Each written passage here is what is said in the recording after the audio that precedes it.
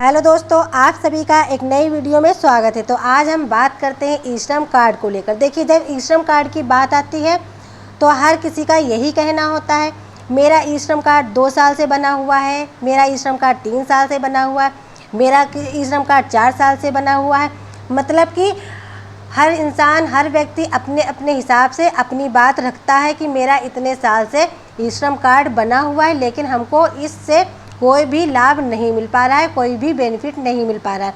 तो देखिए, जब गवर्नमेंट, केंद्र सरकार कोई भी योजना निकालती है तो उसके पीछे उनका कोई कारण होता है। जैसे कि जब आधार निकाला गया था, आधार कार्ड को बनवाना तब इतना अनिवार्य नहीं माना जा रहा था।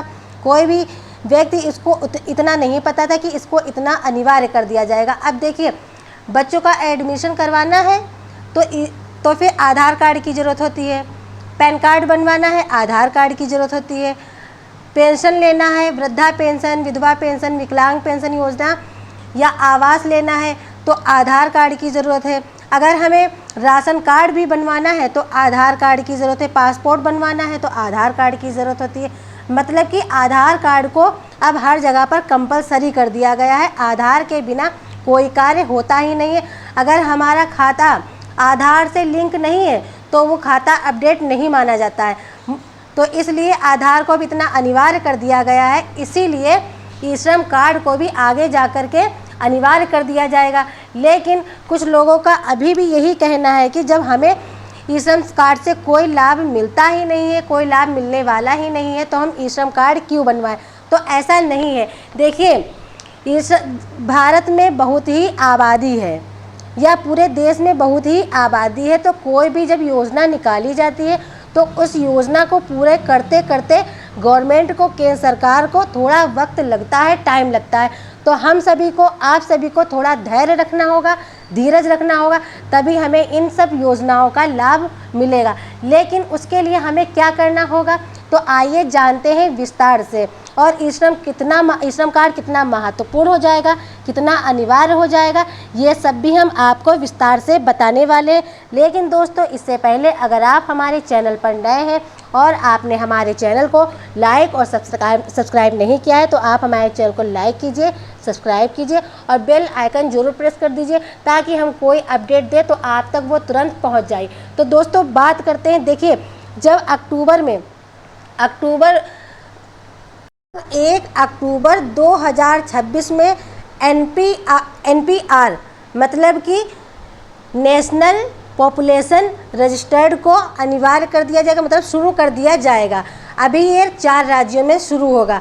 सबसे पहले हिमाचल प्रदेश, जम्मू कश्मीर, उत्तराखंड और लद्दाख में 4 जगह पर जनगणना शुरू हो जाएगी। और इसके बाद 1 मार्च 2027 से पूरे देश में शुरू हो जाएगा। ये 2 चरण में पूरे देश में जनगणना होना शुरू हो जाएगा। एक तो जनगणना, उस पर से जाति जनगणना होना होगा। देखिए, 2011 और 12 के बाद में जनगणना नहीं हुई है, और 11 और 12 में जनगणना हुई, 12-13 में फाइनल रिपोर्ट आई। लेकिन आधार कार्ड का रिजल्ट मिलना 16 और 17 से स्टार्ट हुआ। ठीक उसी तरह अब ये जो फाइनल जनगणना होगी तो इसकी जो रिपोर्ट आएगी, सरकार के पास पूरा डाटा पहुंच जाएगा, तो उसी के अकॉर्डिंग योजना का बेनिफिट मिलेगा आप सभी को। इससे पहले कई बार स्वयं रोजगार मंत्रालय की तरफ से नोटिफिकेशन दिया गया है कि जो असंगठित मजदूरों को ई श्रम कार्ड बनवाना अनिवार्य है। तो बहुत से कम 25 करोड़ लोगों ने ई श्रम कार्ड बनवाया है। लेकिन अभी भी सरकार की नज़र में 40 से 45 करोड़ असंगठित मजदूर हैं, उन्होंने अपना अभी नहीं बनवाया है ई श्रम कार्ड। तो केंद्र सरकार ये चाहती है जो असंगठित मजदूर हैं वो अपना ई श्रम कार्ड बनवाएं और सारी योजनाओं का लाभ लें। देखिए, जो केंद्र सरकार योजनाएं निकालती है वो हम सभी के लिए और आप सभी के लिए, जो मतलब कि ज़रूरत के पात्र हैं, जो इसके असली हकदार हैं, उनके लिए निकालती है। जैसे कि आवास योजना का जब लाभ निकाला तो फिर जो इसके जो पात्र थे उनको इस योजना का लाभ मिलना ज़रूरी था। अब किसी के पास घर नहीं है, या घर है तो छप्पर पड़ा है, या कच्चा घर बना है, या फिर बहुत से लोग किराए के घर से रह रहे हैं, तो ऐसे लोगों को केंद्र सरकार ने आवास दिया है। अब आयुष्मान कार्ड को ले लीजिए आप, आयुष्मान कार्ड में 5 लाख तक का फ्री इलाज होता है, लेकिन अगर आपके पास आधार कार्ड नहीं होगा तो आप इसका लाभ नहीं ले पाएंगे। तो इसी तरह अगर आगे जाकर सरकार योजनाएं जो निकालेगी वो ई श्रम कार्ड के माध्यम से निकालेगी कि अगर ई श्रम कार्ड नहीं है तो आपको इन योजनाओं का लाभ नहीं मिल पाएगा। तो हमें इन योजनाओं से लाभ लेना है, हमें इन योजनाओं से वंचित नहीं रहना है, इसीलिए हमें ई श्रम कार्ड को भी बनवाना अनिवार्य है।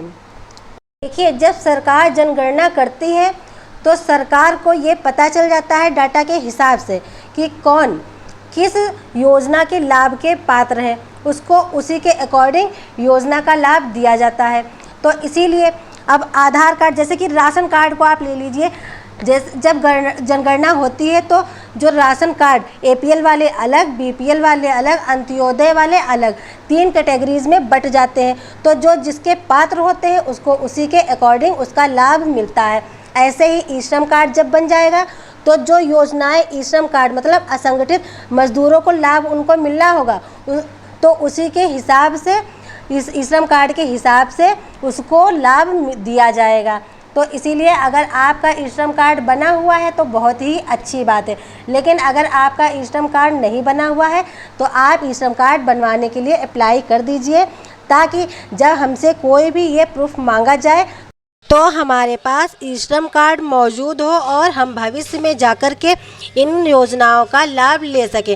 तो दोस्तों, ये थी आज की जानकारी। ऐसी ही नई जानकारियों के लिए हमारे चैनल से जुड़े रहें। नई जानकारी में मिलते हैं। धन्यवाद।